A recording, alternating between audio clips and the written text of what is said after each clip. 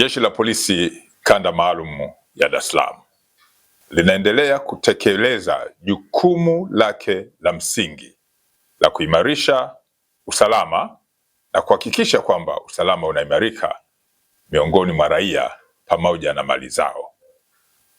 Kwa ujumla, hali ya jiji la Dar es Salaam ni shwari na jeshi linaendelea kutimiza wajibu wake wa kuzuia vitendo vya kihalifu hapa jijini Dar es Salaam. Napenda kuwataarifu pia kuwa tarehe 30 mwezi Aprili mwaka huu wa 2026, polisi Dar es Salaam ilifuatilia, ikamhoji na baadaye kumkamata mtu aliyefahamika kwa jina la Mockrin Julius maarufu kama Mazidi. Huyu ni mkazi wa Salasala Kinondoni hapa jijini Dar es Salaam.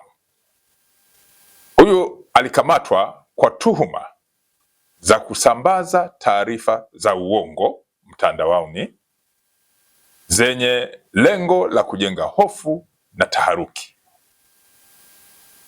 kuwa amenusurika kutekwa na mtu asiyemfahamu, lakini uchunguzi wa awali ulipofanyika imeonyesha taarifa zile hazikuwa za kweli na malengo yake ilikuwa ni kujenga taharuki kwenye jamii.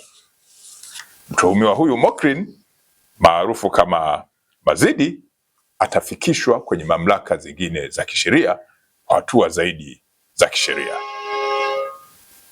Polisi Dar es Salaam inapenda pia kuwapa mrejesho wa tukio ambalo lilitokea Agosti 19 mwaka 2024 maeneo ya Chang'ombe, Temeke jijini Dar es Salaam.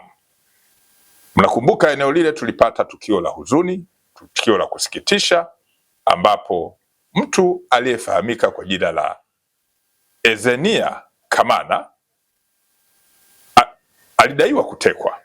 Taarifa za awali zilivyofikishwa kituo cha polisi ilidaiwa ametekwa, lakini baada ya ufuatiliaji siku kadhaa chache ilibainika kuwa ameuawa na mwili wake kukatwa sehemu za mwili na sehemu za mwili yake kutupwa kwenye maeneo ya Ununio, Kunduchi na Tegeta Kinondoni hapa jijini Dar es Salaam.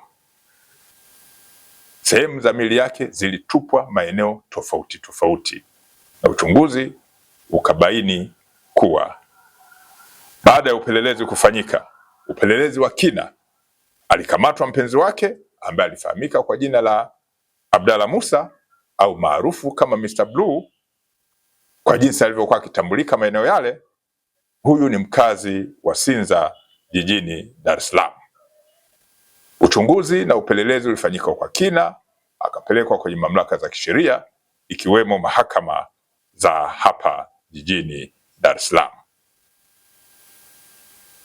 Tunapenda kuwaarifu kuwa tarehe 30 mwezi Aprili mwaka huu wa 2026, Mahakama Kuu ya Tanzania Masjala ndogo ya Dar es Salaam, baada ya kukusanya na kusikiliza mashahidi na vielelezo mbalimbali, imemhukumu mtuhumiwa huyo kunyongwa hadi kufa baada ya kupatikana na hatia ya kumuua kwa makusudi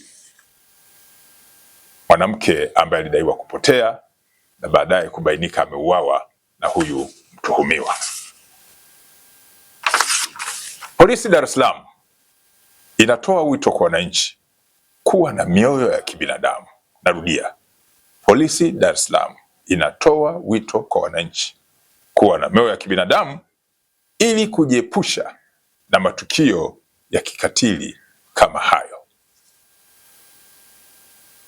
Jeshi la Polisi Kanda Maalum Dar es Salaam linatambua pia kutakuwa na mchezo wa soka wa Ligi Kuu ya Tanzania Bara utakaofanyika siku ya Jumapili tarehe 3 mwezi Mei mwaka huu wa 2026.